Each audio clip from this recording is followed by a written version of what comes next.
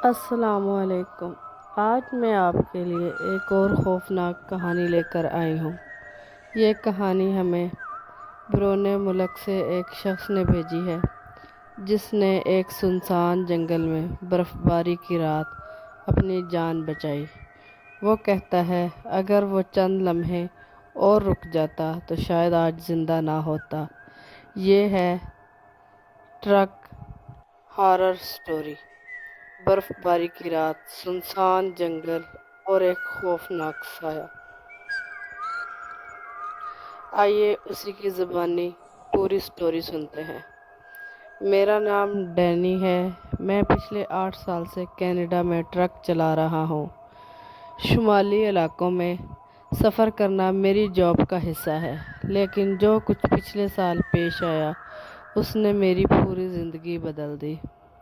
یہ دسمبر کا آخری ہفتہ تھا۔ درجہ حرارت -20 تک جا چکا تھا۔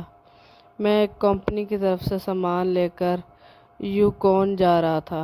راستہ لمبا، سنسان اور خطرناک تھا۔ جنگلوں سے گزرنے والی یہ سڑک اکثر بند رہتی ہے، لیکن میں نے وقت بچانے کے لیے وہی شارٹ کٹ چنا۔ جب میں سنسان سڑک پر داخل ہوا تو برف باری شروع ہو چکی تھی۔ درخت برف سے لدے ہوئے تھے۔ حد نگاہ چند میٹر تک محدود ہو چکی تھی۔ مجھے تقریباً 2 گھنٹے مسلسل چلانے کے بعد محسوس ہوا کہ مجھے تھوڑا رک کر آرام کر لینا چاہیے۔ میں نے اپنا ٹرک ایک کنارے پارک کیا، ہیٹر آن کیا اور سیٹ پیچھے کر کے لیٹ گیا۔ موبائل کا نیٹ ورک بھی بند تھا۔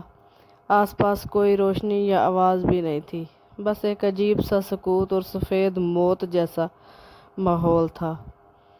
پہلا عجیب لمحہ تب آیا جب مجھے لگا کہ کوئی میرے ٹرک کے آس پاس چلتا ہوا گزر رہا ہے۔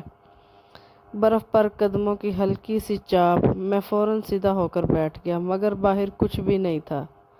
میں نے سوچا شاید میرا وہم ہو، مگر کچھ ہی دیر بعد میرے دروازے پر زور سے دستک ہوئی۔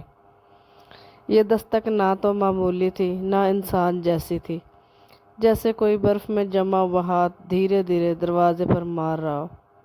میں نے فوراً تمام دروازے لاک کیے، شیشہ ہلکا سا نیچے کر کے باہر جھانکنے کی کوشش کی۔ تب میں نے دیکھا کہ ایک عورت یا شاید کوئی سایہ، لمبے کالے بال، چہرہ برف سے جمع ہوا اور آنکھیں سفید، خالی اور گھورتی ہوئی، وہ میرے ٹرک کے شیشے کے بالکل قریب کھڑی تھی، مگر اس کا سانس بھی نظر نہیں آ رہا تھا، جیسے وہ زندہ ہی نہ ہو۔ میں نے فوراً انجن سٹارٹ کیا، لیکن ٹرک سٹارٹ ہونے میں وقت لے رہا تھا۔ وہ سایہ آہستہ آہستہ پچھلی طرف گیا۔ میں نے پیچھے دیکھنے کی ہمت نہیں کی، لیکن میرے کانوں میں اس کے ناخنوں کی آوازیں آ رہی تھیں، جیسے وہ ٹرک کی باڈی کو کھروچ رہی ہو۔ آخر کار انجن سٹارٹ ہو گیا۔ میں نے پوری طاقت سے گیئر ڈالا اور ٹرک دوڑایا، لیکن جیسے ہی میں نے رفتار بڑھائی، میری ونڈو اسکرین پر ایک ہلکی سی چیخ گونجی۔ میں نے پیچھے نہیں دیکھا، بس گاڑی چلاتا رہا۔ تقریباً 30 کلومیٹر دور ایک چھوٹا سا گیس اسٹیشن تھا۔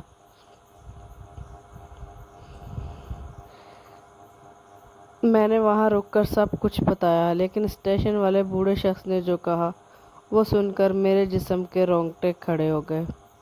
اس نے کہا تم خوش قسمت ہو کہ بچ گئے۔ وہ عورت یہاں ہر سال کسی نہ کسی ڈرائیور کو لے جاتی ہے اور وہ کبھی زندہ نہیں لوٹے۔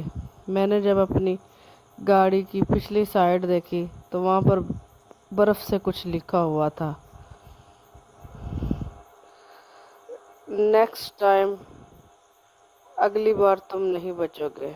تب سے آج تک میں اس راستے پر نہیں گیا اور کبھی نہیں جاؤں گا، کیونکہ مجھے لگتا ہے کہ وہ اب بھی وہیں کہیں موجود ہے، برف میں چھپی ہوئی، اگلے شکار کی تلاش میں۔